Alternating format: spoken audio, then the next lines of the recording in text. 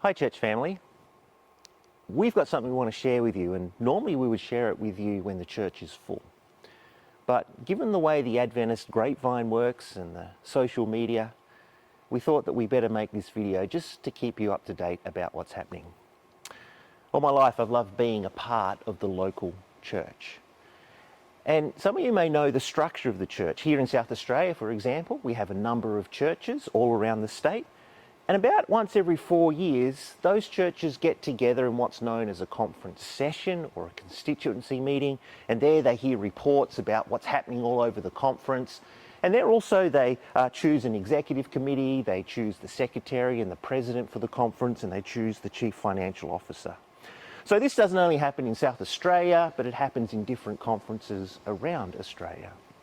It just so happens that this weekend, the Greater Sydney Conference is having their conference session. So, like I said, they'll be choosing an executive, they'll be choosing a conference president, they'll be choosing a secretary, and they have chosen a chief financial officer. And the chief financial officer who has just been voted through is Nadell Manners. I guess I want to start back about 18 months ago in regards to my story and where we've got to today. And that's in the fact that 18 months ago, I was asked to consider a position of a CFO or Chief Financial Officer in an organisation within the Adventist Church system here in Australia. It just wasn't the right timing for us from a family perspective. And so I said no to that one, but it actually got me praying about the where to next or for me and my profession. And over the last 18 months, I've been praying, Lord, if you want me back in the church system, can you really give me a clear sign as to where you want me to head? And so over the last 18 months, I've started thinking about, well, do I start my own business? Do I continue what I'm currently doing in the role that I'm currently working in? Or do I look at working back within the Adventist church system? Middle of May, I was informed that there was a CFO role that was being advertised, and I had a look at it, I thought about it and went, Lord, if you want me to work back in the church system again, I really need you to do it another way. I'm not applying for this role just off my own bat.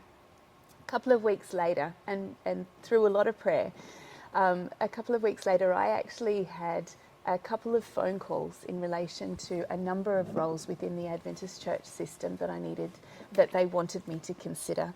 And after much prayer, deliberation, conversations with various people, and many sleepless nights, I have actually accepted the role, as Travis said, of the CFO of Greater Sydney Conference. What that means, though, is there's some changes afoot for us as a family. There is. I've decided that I'm actually going to go with her because, we're married and we should go together.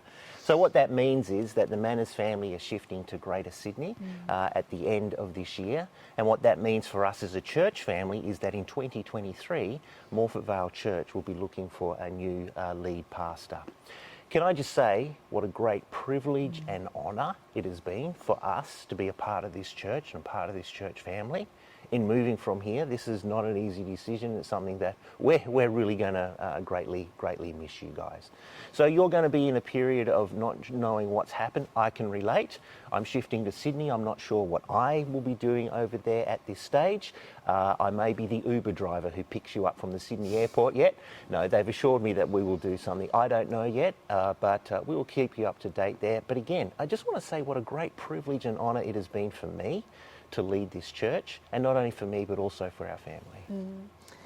And look, we go with really sad hearts, but we just thank you for what you have given to us, the gift that you've given to us over the last 8 years. You've been our village, you've been our family, you've helped us raise 2 young people through their tough teen years, and for that we are truly grateful.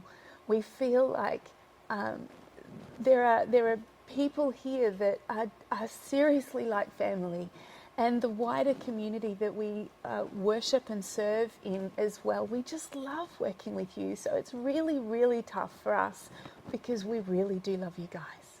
So we're not leaving immediately. We end of the year. One of the things that we've always said, both as a couple, is we really want to finish whatever we do. Want to finish strongly. We want to finish well, and we definitely that's part of our plan. So it not only obviously impacts us, but also our kids. Talia wants to come and do prac teaching in the middle of next year. She wants to become a teacher in the Prescott system after that, and you'll see Zachary and probably us again from time to time. So that's the news that we wanted to share. Again, we wanted to share with you as a full church when you were here, but because this decision was made after church and on the weekend, we just wanted to share it that way. And again, just thank you so much for the opportunity and the privilege. This is an awesome church. Yeah, we felt called here. We go feeling called to the next place, but we just love you guys, and we thank you so much for what you, the blessings that we've got through you. Be blessed.